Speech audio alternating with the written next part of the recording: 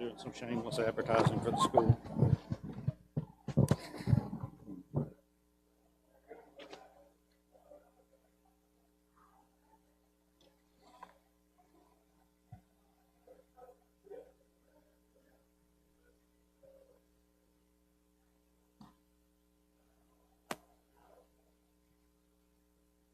Good morning.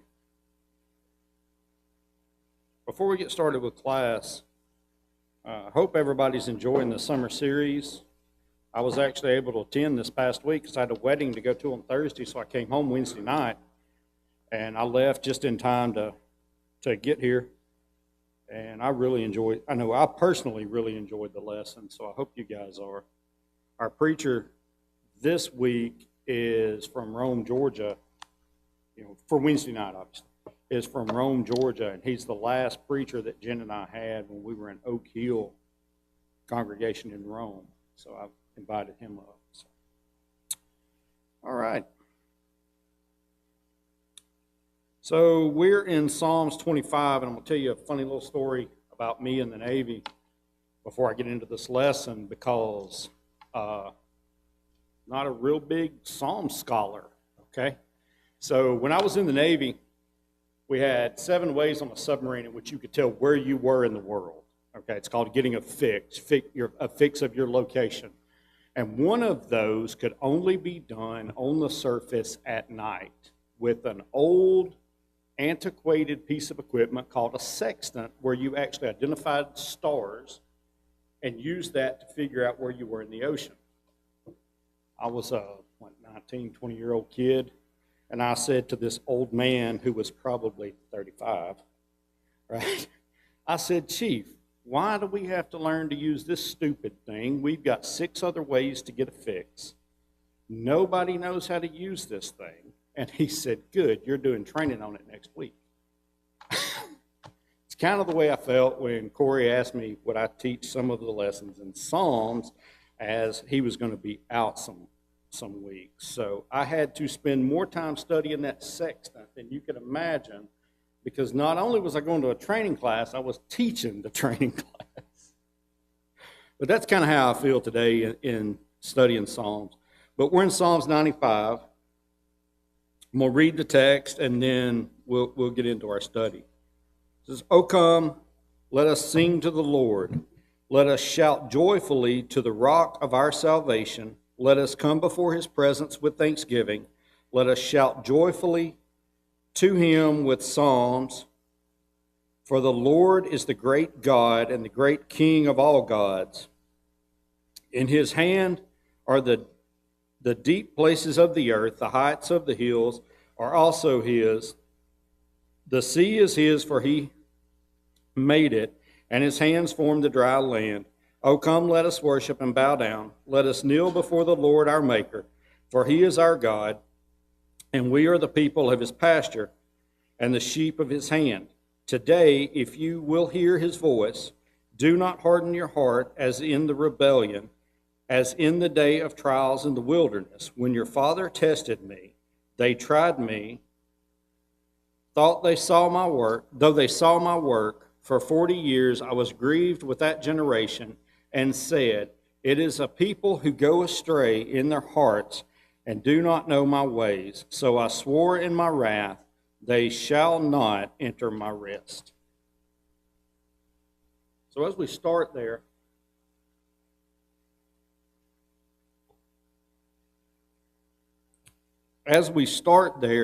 in the beginning,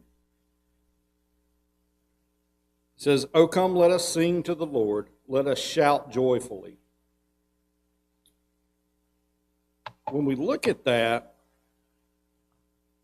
I want us to look in 2 Chronicles.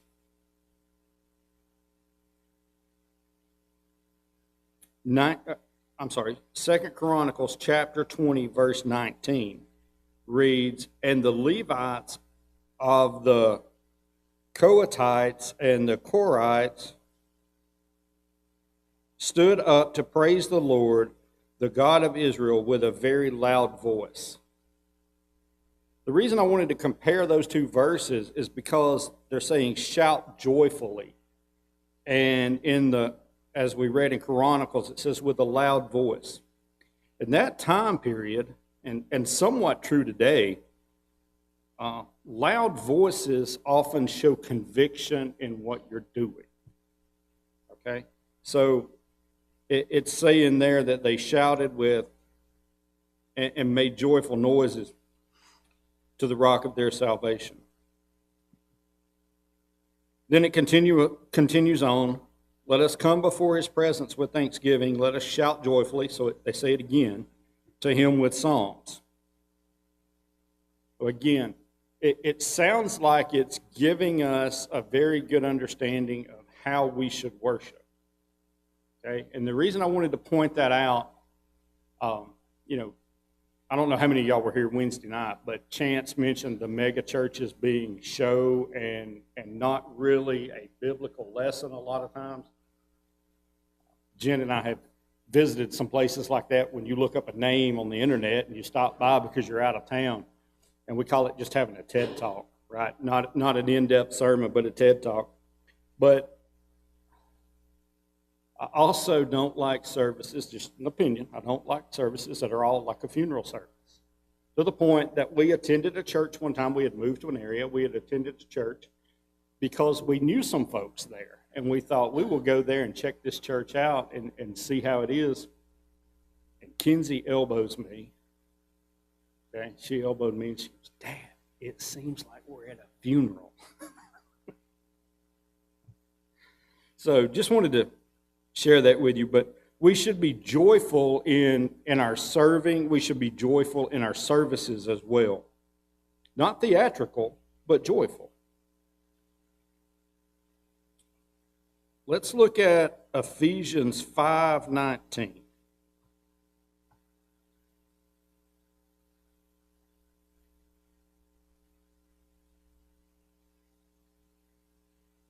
There in verse 2, where it says, let us shout joyfully to him with psalms.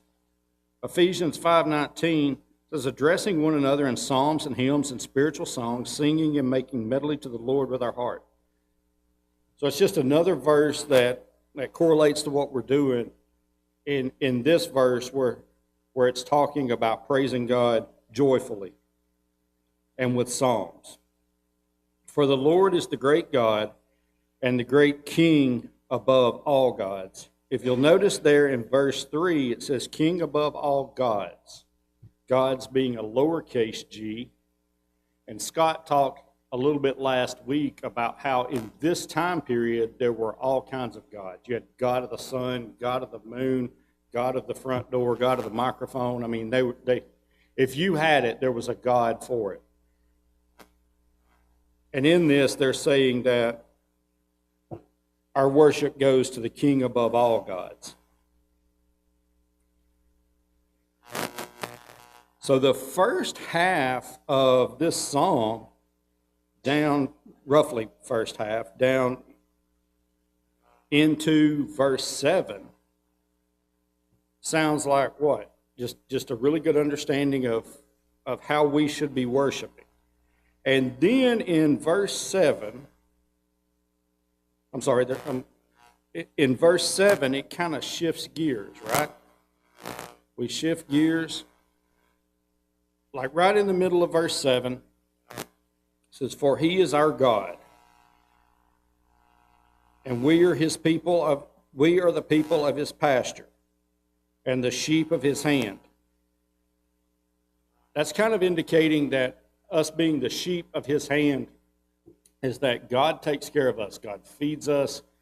God takes care of us in every way. He leads us, he feeds us, he tends to us. But then in the last half of 7, it switches and says, today, if you will hear his voice. And I kind of think it's odd that the verse changes, or the theme kind of changes in the middle of the numbers, right, between verse 7 and verse 8.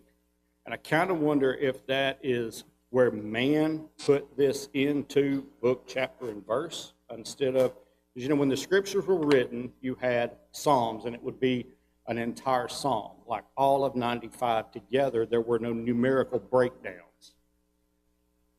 So it would have flowed a little better than it shifting gears right in the middle of a verse.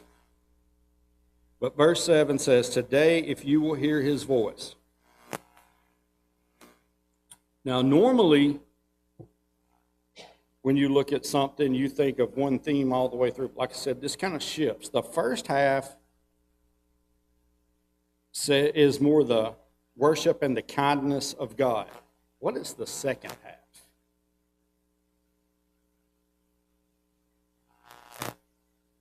What is the second half?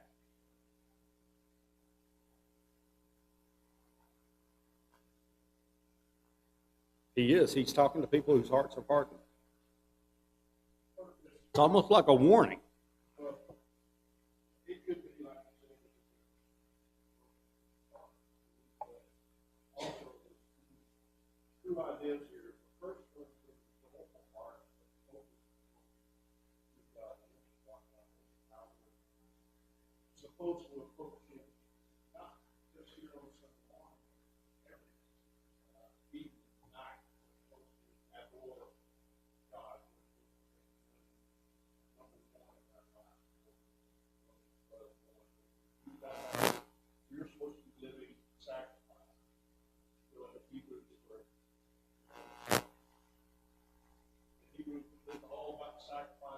Right.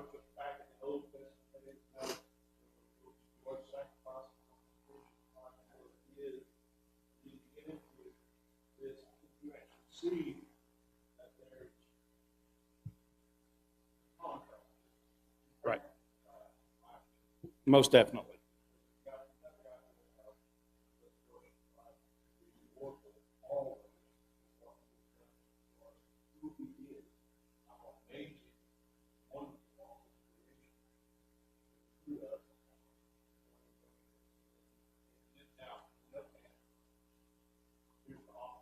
Yeah, then he kind of gives a warning of, hey, if you don't.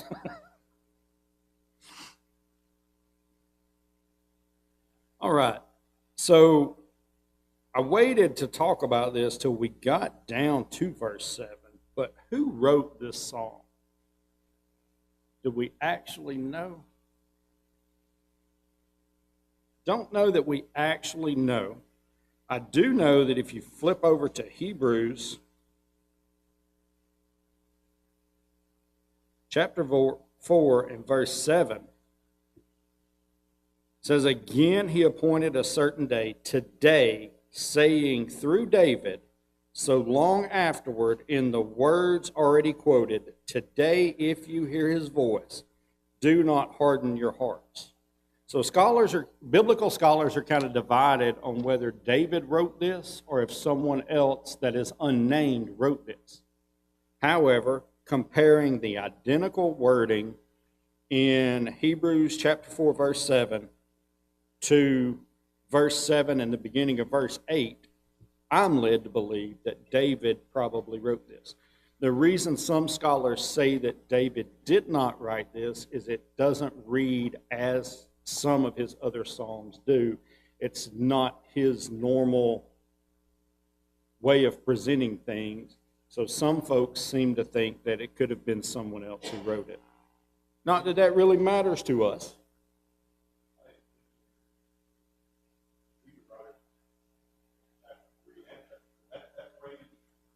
Right.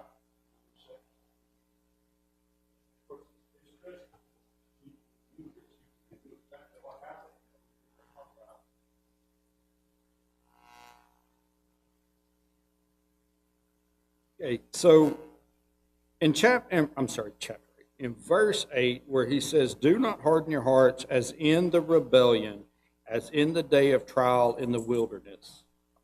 This is another one of those where Scripture is almost quoting Scripture. What is that referring to?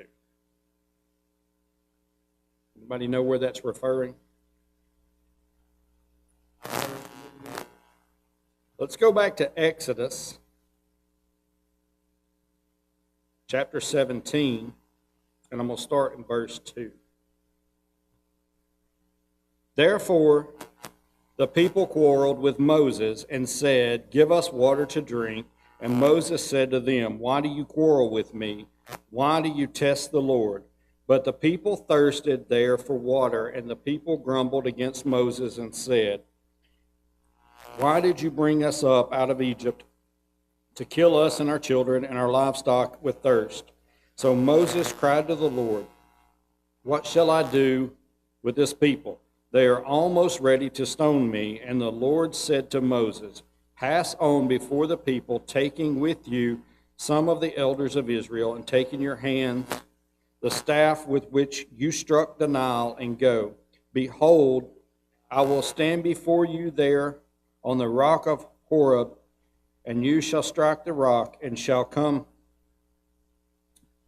water shall come out of it, and the people will drink. And Moses did so in the sight of the elders of Israel, and he called the name of the place Massah and Meribah, because of the quarreling of the people of Israel, and because they tested the Lord by saying, Is the Lord among us or not?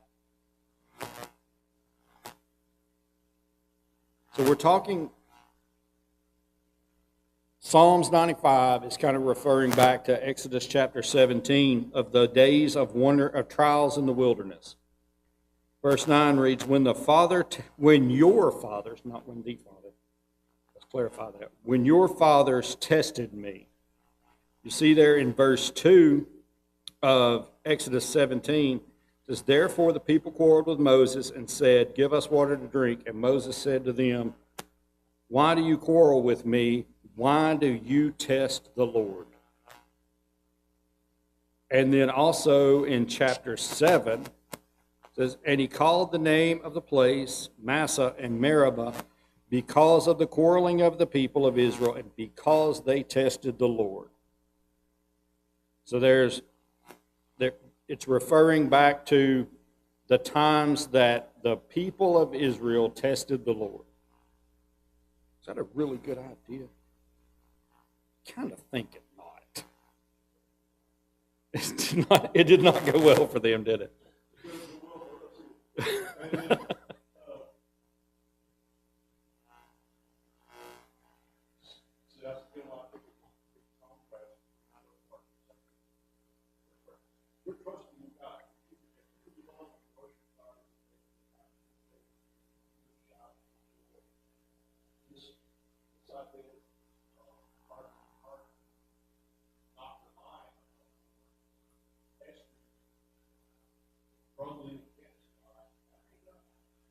Right. Right.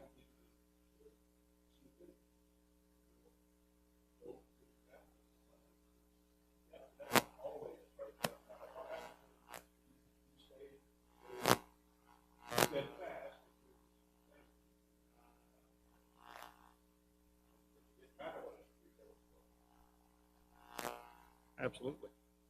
Kind of like the story of, I know you've heard the lesson where people talk about light. You know, you don't turn the darkness on, you simply turn the light off. Right? When you turn the light off, the darkness comes on. It's kind of the same way as what Mike's saying there. If you constantly fill your heart with God, you don't really have room for the grumbling because you've got the light on, so the darkness is automatically pushed out.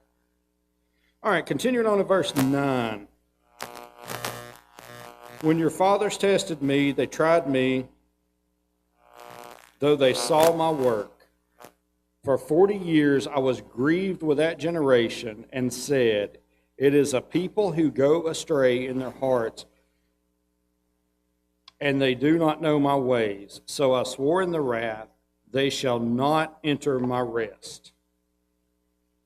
So when we see that last line there in verse 11, it says, when they enter my rest.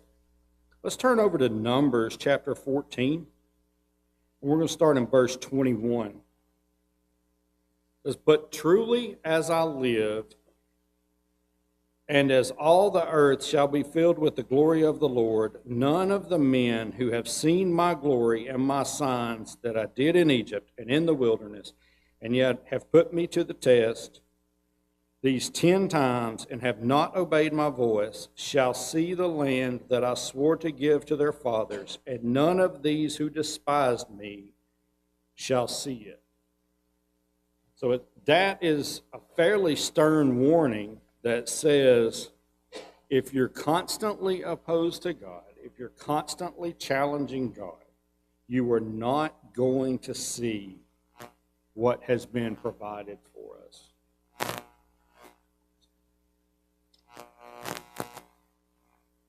I did not expect this lesson to be this short.